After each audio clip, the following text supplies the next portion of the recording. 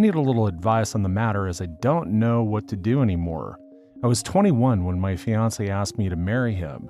He was the absolute light of my life. We had known each other since preschool. Our families were very close. He would come and have dinner with us on a daily basis and vice versa. He doesn't have any siblings, but I have 2 older sisters, which is very important as he was very close with them.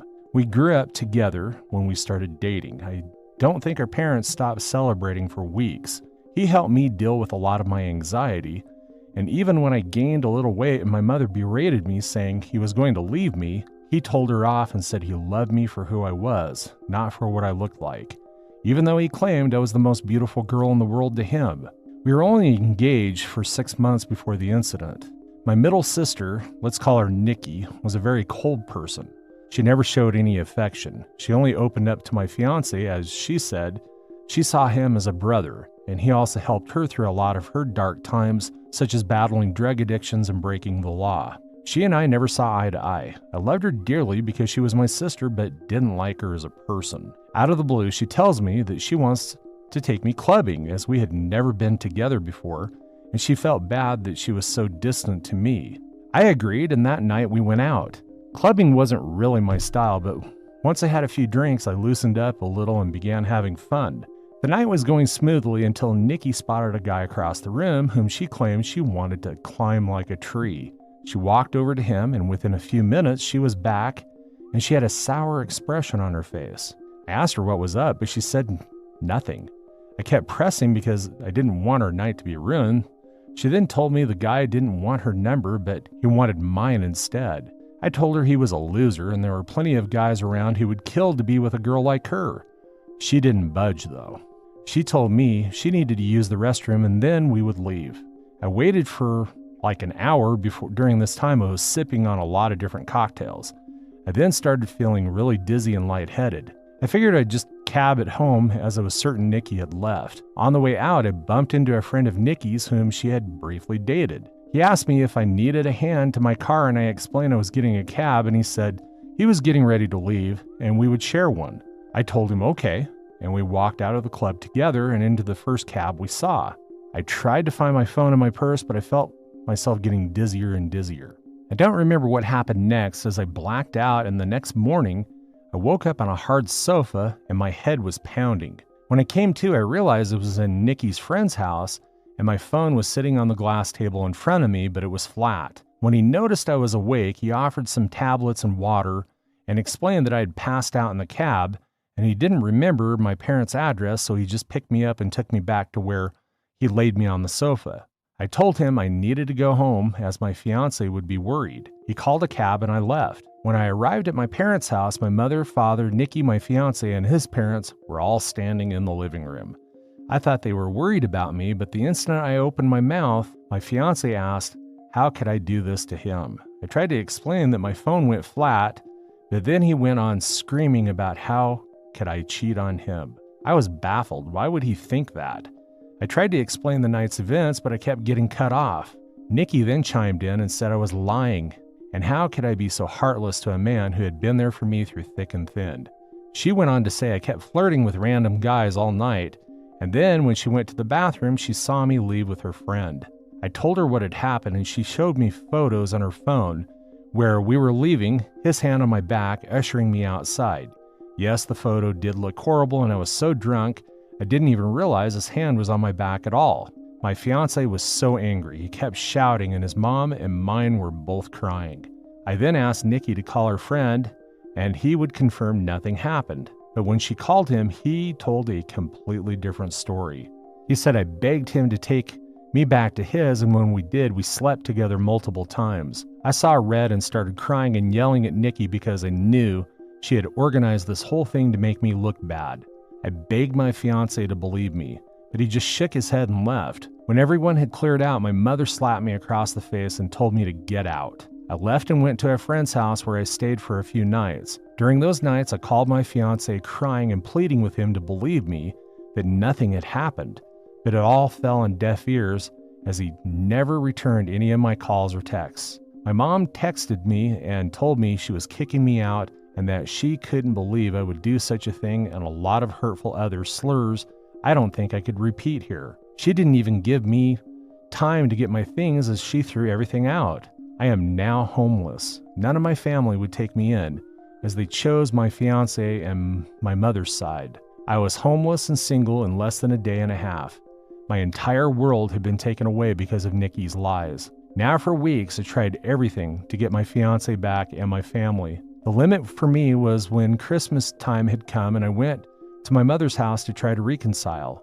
I was sleeping from couch to couch during this time. When I got to my parents' house, I knocked on the door, but no one answered. My friend then called me and told me she just saw on Facebook that my family were in another state celebrating Christmas and they had posted pictures online. Everyone was there, my sister's parents, grandparents, and even my fiancé and his family. When I saw the photos, I couldn't stop crying as they all looked so happy. I cried for days and days before deciding to block them all. I even returned my engagement ring. My friend knew someone a couple hours away who was looking for some help in his restaurant, and he even had living arrangements above where he worked so I could get rent at a cheap price and work at the same time. I wanted to start over with my life as it hurt me that no one took my side and they all left me to fend for myself. I was able to move quickly and was doing well. The apartment was tiny and I had to work 10 plus hours almost every day, but I was able to save a lot of money. I'm not living in an apartment anymore. I was able to rent a much nicer condo, but I'm still working at the restaurant as an assistant manager. Now it has been roughly 2 years since I left and have not spoken to any of my family. I have no idea what is going on with them until I get a knock on my door. It was my ex-fiancé. I was shocked to say the least. All these feelings came rushing back and all I wanted to do was jump into his arms. But then I remembered the pain that I had felt and tried to slam the door in his face, but he stopped it and asked that I let him explain. He said that Nikki had gotten married and she had confessed that she lied about the situation because she had found someone she loved so much and realized what a horrible thing that she had done. I asked him how he found me and he said, my friend told him. My entire family has been trying to get in touch with me and wanted to see me. I told him I needed to see if I wanted to even have them back in my life. He left, and I have been a mess since. I don't know what to do. I know I will never forgive Nikki. She could rot for all I cared. But it's hard because of my other family and fiancé didn't know she was lying. But I also felt like they abandoned me way too quickly without letting me explain my side. I don't know if I should forgive them. Any advice would be much helpful. Thank you for taking the time to read. Now for the top of advices before reading the update. Frankly, I do not think I could forgive your ex-fiancé or your family for abandoning you so quickly based on an incident that didn't even occur. It's all well and good for them to be sorry, but they didn't have to completely reinvent themselves on their own the way you did. I wouldn't be quick to forgive or to forget. I'd like to add the ex-fiancé could have considered she was taken advantage of and raped when she was drunk or drugged and had no consideration as to whether she was assaulted.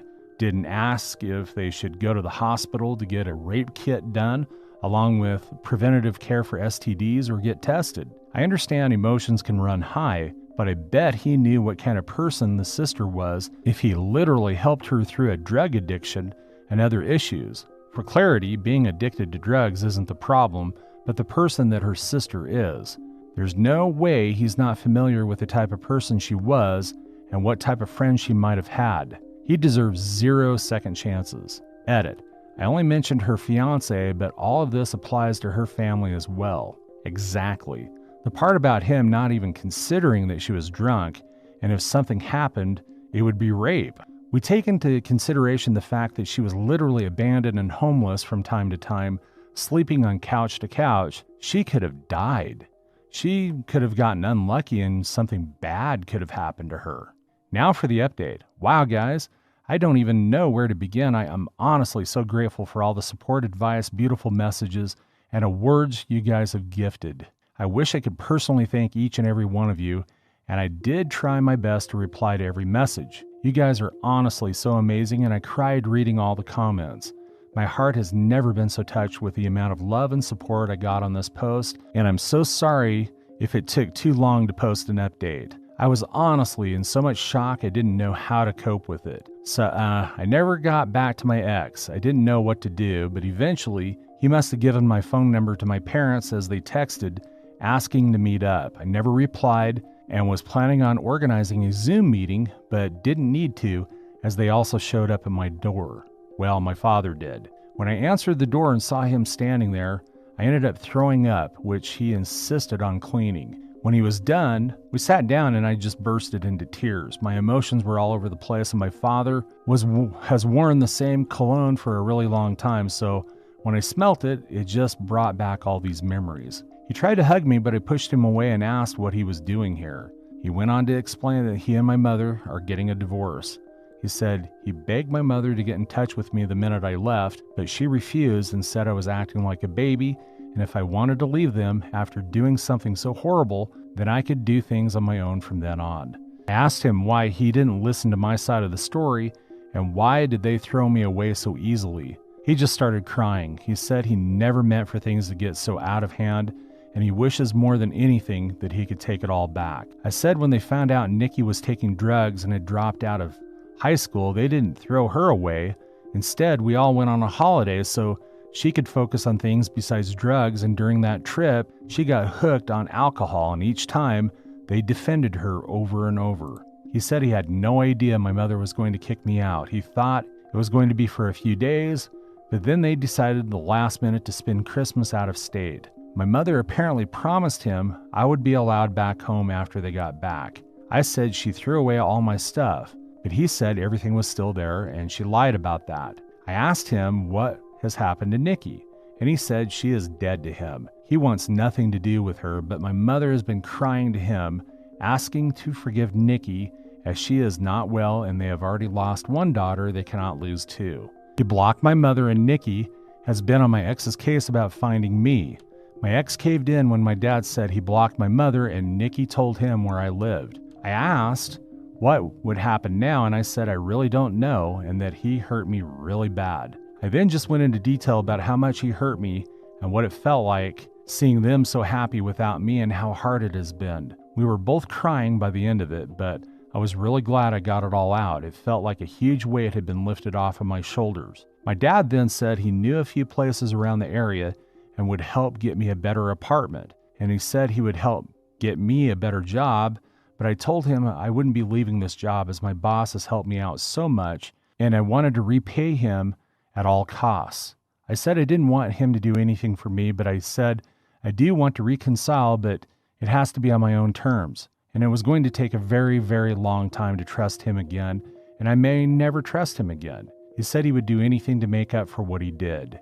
I asked him why Nikki did this, and if she said anything about it. Well, she said she thought my ex deserved better than me, and she wanted to see him happy because he was making too many sacrifices in the relationship. She loved him like a brother and wanted to break the engagement off, so that night she asked her friend to come and escort me out of the club so she could get photos and to take me home so her plan could work. She said nothing sexual happened. I went to sleep on the sofa and that was it. He was up playing video games all night until I woke up, which he has proof of apparently.